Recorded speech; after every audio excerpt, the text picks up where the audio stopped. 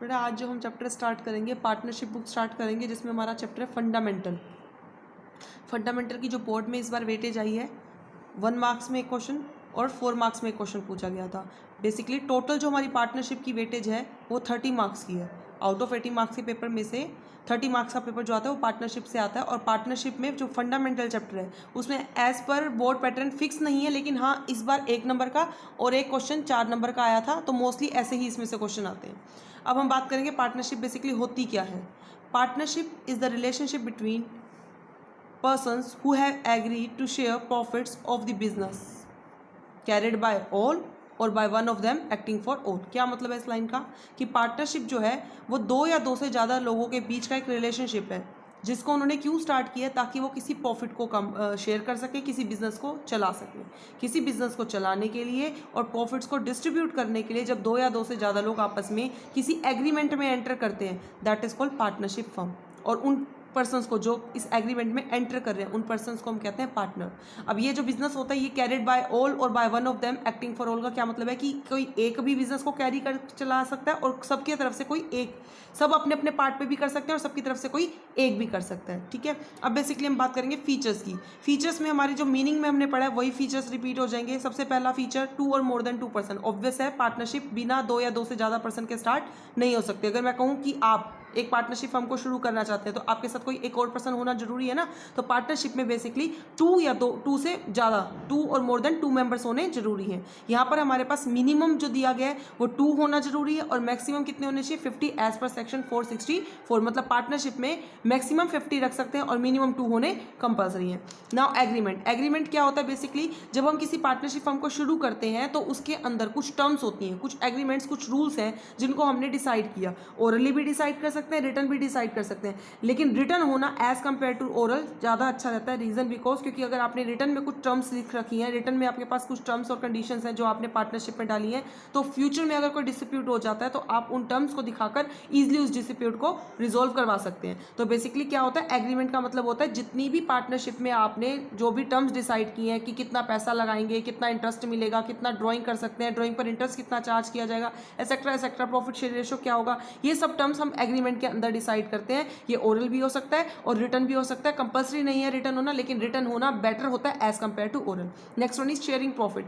जो भी business firm चलाई जा रही है उसका एम जो है वो क्या होना चाहिए, मस्ट बी शेयरिंग प्रॉफिट। मतलब अगर मान लीजिए 2 और मोर देन 2 पर्सन आपस में ज्वाइन करते हैं, लेकिन किसी बिजनेस को चलाने के लिए नहीं बल्कि किसी चैरिटेबल ट्रस्ट को चलाने के लिए आपस में जुड़े हैं, ठीक है, तो वो हमारा पार्टनरशिप फर्म नहीं है। उसमें जुड़ने वाले मेंबर्स पार्टनर्स नहीं है, क्योंकि पार्टनरशिप की जो थर्ड फीचर है वो क्या है, प्रॉफिट शेयर करना। उनका मोटिव क्या होना चाहिए, प्रॉफिट शेयर करना और किसी ऐसे बिजनेस को चलाना जो लीगल हो और जिसमें रेगुलर बेसिस एक्टिविटीज हो रही है। फॉर एग्जाम्पल मैं कहूँ कि 2 या 2 से ज़्यादा दोस्त आपस में मिलकर क्या करते हैं, कुछ पैसा लगाते हैं और एक प्रॉपर्टी खरीद लेते हैं और 1 साल के बाद उस प्रॉपर्टी को बेचकर कुछ पैसा कमा के आपस में उसको प्रॉफिट को डिस्ट्रीब्यूट कर रहे हैं, तो क्या वो पार्टनर्स है? नो। क्या वो फर्म पार्टनरशिप फर्म है? नो, वो फर्म ही नहीं है। रीजन बिकॉज क्योंकि उन्होंने वन टाइम एक्टिविटी की है, पैसा लगाया और बस उसको बेचकर प्रॉफिट कमा लिया।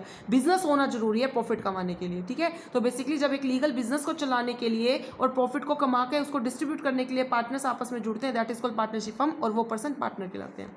प्रिंसिपल एजेंट रिलेशनशिप का मतलब है कि हर एक पार्टनर दूसरे पार्टनर से इफेक्टेड भी होता है और खुद भी उनको इफेक्ट कर सकता है। एक पार्टनर अपनी एक्टिविटी से दूसरे पार्टनर से इफेक्ट भी होता है और अपनी एक्टिविटीज और दूसरों की एक्टिविटी से खुद भी इफेक्टेड होता है। जब वो खुद दूसरों की एक्टिविटी से इफेक्टेड है दैट इज कॉल्ड प्रिंसिपल। जब वो अपनी एक्टिविटी से दूसरों को बाउंड कर रहा है दैट इज कॉल्ड एजेंट। तो हर एक पार्टनर एजेंट भी है और प्रिंसिपल भी है। सेम इसी तरीके से बिजनेस जो मैंने आपको पहले भी बताया था, कैरिड बाय ऑल, सब भी चला सकते हैं और by one of them acting for all, सबकी तरफ से कोई एक भी बिजनेस को आगे कैरी कर सकता है। नो सेपरेट एंटिटी की बिजनेस की जो एंटिटी होती है वो पार्टनर्स की एंटिटी से डिफर नहीं है। बिजनेस और पार्टनर्स दोनों एक ही हैं।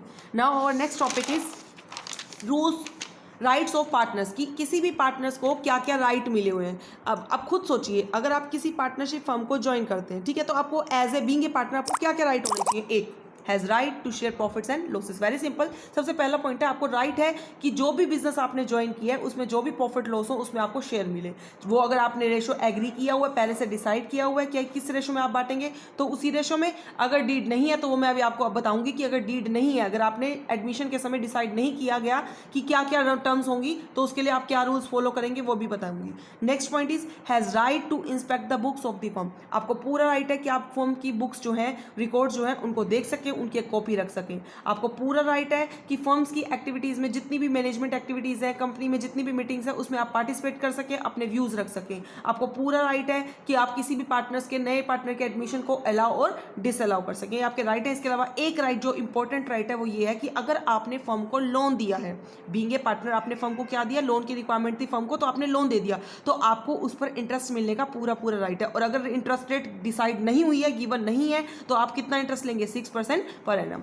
Now partnership deed, most important question that one is कि डीड होती क्या है। अभी हमने डिस्कस किया था कि जब दो या दो से ज़्यादा लोग आपस में जुड़ते हैं किसी बिजनेस को चलाने के लिए, प्रॉफिट को डिस्ट्रीब्यूट करने के लिए, तो कुछ टर्म्स डिसाइड करते हैं। इन टर्म्स को हम क्या करते हैं, ओरली भी डिसाइड कर सकते हैं और रिटर्न में भी लिख सकते हैं। तो बेसिकली जब आप इन टर्म्स को लिख लेते हैं किसी पीस ऑफ पेपर पे, that is called partnership deed. तो पार्टनरशिप डीड क्या है, एक रिटर्न एग्रीमेंट है, एक रिटर्न डॉक्यूमेंट है जो कंटेन करता है कि बिजनेस में जो डीड में जितने भी मेंबर्स एडमिट हुए, जितने भी पार्टनर्स फर्म में जुड़े हैं, उनको क्या क्या टर्म्स फॉलो करनी होगी, क्या क्या उन पर रूल्स और क्या क्या रूल्स और क्या क्या टर्म्स होंगी, वो इस पार्टनरशिप फर्म के अंदर वो सारी कुछ इसके अंदर डिसाइड कर दी जाती है। नाउ क्या क्या पॉइंट्स होंगे पार्टनरशिप डीड के अंदर। First one is name and address of the firm, second one is name and address of the partners, nature of the business कि किस तरह का बिजनेस है, किस तरह का नेचर है बिजनेस का, प्रॉफिट शेयरिंग रेशो क्या होगा उनके बीच, कितनी कैपिटल लगानी होगी, कैपिटल पे इंटरेस्ट कितना मिलेगा, कितना पर्सनल यूज के लिए पैसा विड्रॉ कर सकते हैं, उस पर ड्राइंग पे इंटरेस्ट कितना लगेगा,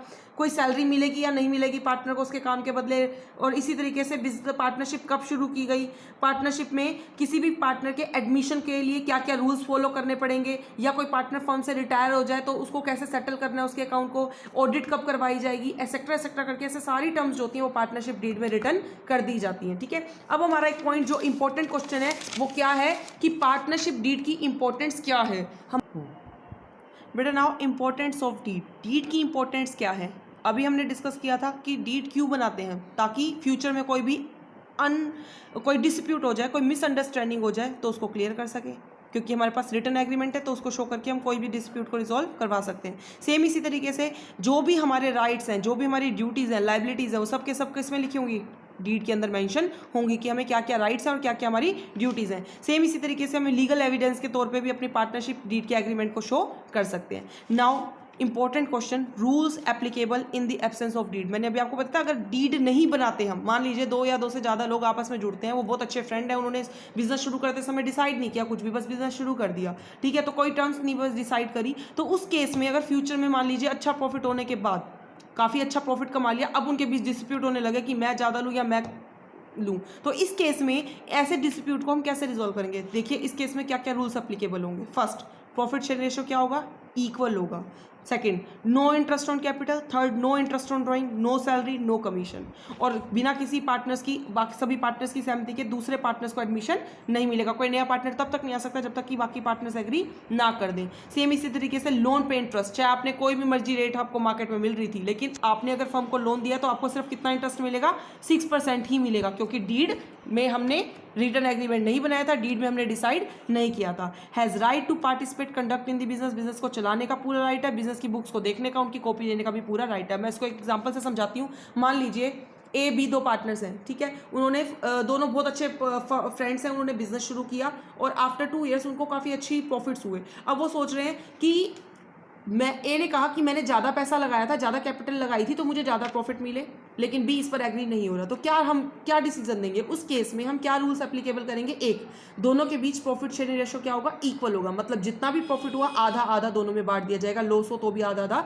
बांट दिया जाएगा। फिर जितनी मर्जी उन्होंने कैपिटल लगाई हो, किसी भी तरह का कोई इंटरेस्ट कैपिटल पे नहीं दिया जाएगा। जितना भी उन्होंने पैसा बिजनेस में से विड्रॉ किया उस पर किसी तरह का कोई इंटरेस्ट चार्ज नहीं किया जाएगा। किसी पार्टनर ने मान लीजिए कुछ एक्स्ट्रा काम कर दिया फर्म के अंदर, मान लीजिए फर्म में किसी एक पार्टनर ने ज़्यादा टाइम दे दिया, डिवोट कर दिया, किसी काम को कर दिया, तो उसके बदले उसको कोई सैलरी, कोई कमीशन, कोई रेमुनरेशन नहीं दिया जाएगा। बिना वो किसी भी पार्टनर्स की सहमति के कोई नया पार्टनर फर्म में वैसे भी एडमिट नहीं हो सकता। एंड इंटरेस्ट ऑन लोन, जो आपने लोन दिया है फर्म में, मान लीजिए ए ने, फर्म को रिक्वायरमेंट थी तो लोन दे दिया, तो वो लोन पे सिर्फ और सिर्फ कितना इंटरेस्ट लेगा, 6%। जब डीड नहीं है उस केस में, अगर डीड है उसमें डिसाइड किया गया तो उतना, अदरवाइज 6%। और सभी पार्टनर्स को राइट है फर्म की बुक्स को इंस्पेक्ट कर सकें और फर्म की बुक्स की एक कॉपी भी रख सकें। बिजनेस को कंडक्ट करने में, मीटिंग्स में पार्टिसिपेट करने का भी सभी पार्टनर्स को पूरा इक्वली राइट है।